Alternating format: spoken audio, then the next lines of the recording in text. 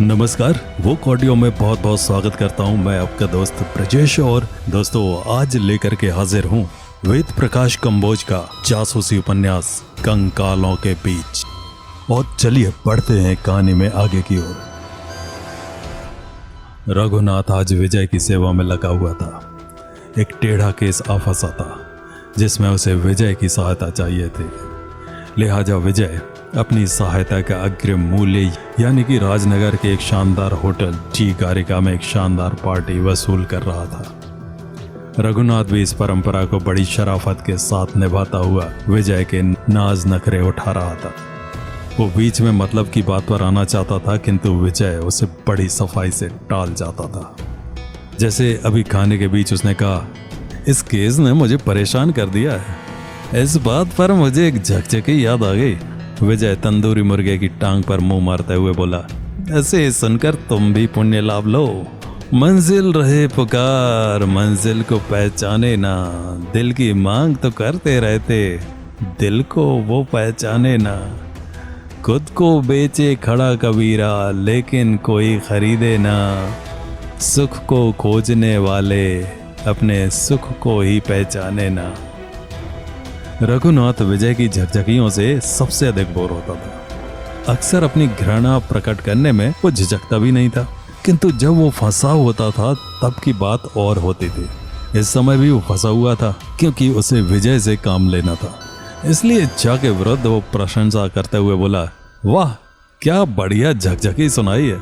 सुनकर तबीयत प्रसन्न हो गई ना। बहुत, तो इसी खुशी में एक मुर्गा और मंगाओ। रघुनाथ ने बड़ी बेदिली से एक और मुर्गा लाने का आदेश देने के बाद विजय से कहा, तो मैं कह रहा था, जो तुम कह रहे थे वो मैं जानता हूँ। विजय उसकी बात काटते हुए बोला, लेकिन एक रहस्य की बात मैं तुम्हें बताता हूँ। अगर तुमने उसे गांठ बांध लिया तो समझ लो कि तुम्हारा बेड़ा हमेशा हमेशा के लिए पार हो जाएगा। वाह क्या बात है, अपनी मत कहो। विजय गंभीर दार्शनिक सा भाव चेहरे पर लाता हुआ बोला, दूसरे की सुनो, दूसरा क्या कह रहा है। इसलिए बच्चा तुम मेरी सुनो, मैं तुम्हें एक झकझकी और सुना रहा हूँ। कौन खोज सका है खुद को, पानी की बुदबुद को। पानी तो पानी है, क्या करना बुदबुद को। इस बार प्रशंसा के बजाय रघुनाथ ने कहा, वो तो ठीक है मगर मैं कुछ और कह रहा था। ये मैं और के झगड़े ने ही तो दुनिया को लट्टू की तरह घुमा रखा है। विजय बोला, इसी पर एक बार मैं विचार कर रहा था कि तभी एक झकझकी का जन्म हुआ। उस झकझकी से तुम भी परिचय प्राप्त करो। निशाना कोई होता है, कंधा कोई होता है, नजारा कोई होता है, अंधा कोई होता है। जहाँ में ऐसे भी लोग करते हैं, दिखावा कोई होता है, धंधा कोई होता है। रघुनाथ बोला, मेरा ख्याल है कि आजकल झकझकियों का कोटा कुछ अधिक ही हो गया है। अब कुछ देर के लिए अगर हम अपनी बातों में से झकझकियों को हटा दें तो अच्छा रहेगा। प्यारे तुलाराशि।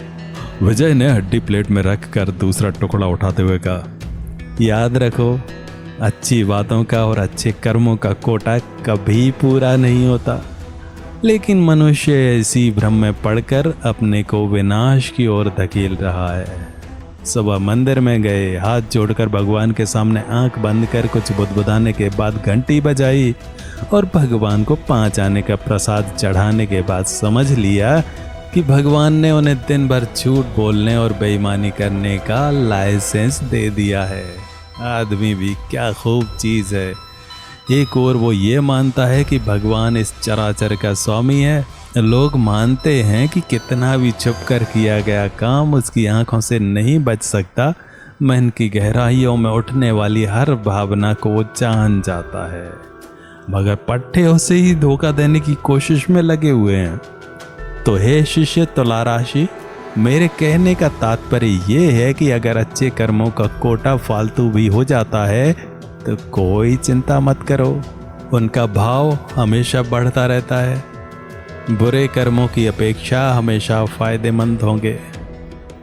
रघुनाथ विचित्र दृष्टि से विजय के चेहरे की ओर देख रहा था, जो बोलने के साथ साथ खाता भी जा रहा था। फिर अपने स्वर की किसलन को दबाने की चेष्टा करते हुए उसने कहा, इस प्रश्न का क्या अर्थ है महाराज? अब यही तो कठिनाई है कि जब तुम सीधी बात नहीं समझते हो तो तुम्हें समझाने के लिए मुझे झकझकियों का प्रयोग करना पड़ता है। विजय बोला, इस संदर्भ में एक झकझकी और सुनो। मगर इस बार विजय के झकझकी शुरू करने से पहले ही रघुनाथ बोल उठा, कोई आवश्यकता नहीं है, मैं समझ गया। तुम नहीं समझे, मैं समझ गया हूं। मेरी बात सुनो, मेरी बात मानो कि तुम नहीं समझे।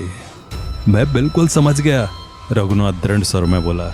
वो इस बार झकझकी सुनने के लिए कतई तैयार नहीं था। देखो, तुम नहीं समझे हो, बाद में पछताओगे। जब मैं समझ गया तो पछताने का कोई मतलब ही नहीं है। विजय ने अपने चेहरे पर निराशा का भाव लाकर गर्दन हिलाते हुए कहा, शायद तुम्हारे लिए ही किसी ने कहा है। मैं तुमसे कहूं, ऐ मेरे दोस्त, रहो सदा कमरे में बंद, आज वही जूते खाता है, हो गया जो अक्लमंद। ऐसा रघुनाथ विजय के मुख की ओर देखता रहा। उसके ना चाहने के बावजूद भी झकझकी सुना ही गया। लेकिन ये कोई पहली बात नहीं थी। विजय से वो बातों में कभी जीत नहीं सका। हथियार डालते हुए उसने कहा, तुम कितनी झकझकियां सुनाना चाहते हो? मुझे झकझकी सुनाने का कोई शौक नहीं है प्यारे तुला राशि, वो तो संदर्भ के लिए प्रयोग करना पड़ता है। खाना समाप्ति की ओर ही था कि वेटर फोन लेकर उनकी मेज के निकट पहुंचा और बोला, मिस्टर विजय, आपका फोन। यहां भी किसी ने नहीं छोड़ा, विजय ने एक ठंडी सांस के साथ कहा। उसके संकेत पर वेटर ने फोन के तार निकट के प्लग में लगा दिए। विजय ने नैपकिन हाथ में लेकर रिसीवर उठाया और माउथपीस में बोला, hello, Vijay speaking. Double be on this side sir. दूसरी ओर से किसी पुरुष का स्वर सुनाई दिया। विजय आवाज को भी पहचान गया था और डबल बी का मतलब भी समझ गया था। आवाज ब्लैक बॉय की थी और डबल बी का अर्थ था ब्लैक बॉय के प्रथम बी अक्षर। ब्लैक बॉय भारतीय सीक्रेट सर्विस का चीफ, जो कभी विजय के अधीन काम कर चुका था, इसलिए चीफ होने के बावजूद भी वो विजय को सर ही कहता था। उसकी आवाज सुनकर विजय ने एक दीर्घ निश्वास ली और फिर बोला, तुम्हें क्या तकलीफ है प्यारे? हम यहाँ कोई कबाब तो नहीं खा रहे थे जो तुमने हड्डी बनने का प्रयत्न किया? बहुत आवश्यक काम है। कहाँ? वही, आ रहा हूँ, मैं आपकी प्रतीक्षा कर रहा हूँ। विजय ने रिसीवर रखकर रघुनाथ की ओर देखा। उसने एक ही ओर की बात सुनी थी, इसलिए इसे संक्षिप्त सी बात से कोई अर्थ निकालने में असमर्थ था। उसने विजय से पूछा, किसका फोन था? एक भक्त संकट में फंसा हुआ है, तो तुम जाओ। अरे, भक्त की पुकार पर तो भगवान नंगे पैर दौड़ पड़े थे। मेरी तो क्या हस्ती है, जाना ही पड़ेगा। और मेरे काम का क्या होगा?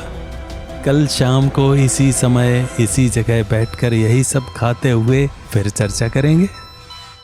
यानी फिर इतना ही खर्चा? बिना चढ़ावे के तो भगवान भी खुश नहीं होते। मेरी तो क्या हस्ती है। विजय उठता हुआ बोला, मैं चलता हूं, तुम बिल देकर आते रहना। क्रोध में उबला हुआ रघुनाथ अभी यही सोच रहा था कि वो क्या करे। तब तक विजय नैपकिन से हाथ पोंछकर बिना धोए ही बाहर जा चुका था। और कहानी जारी रहेगी अगले अंक में। तो मिलते हैं अगले अंक में। नमस्कार।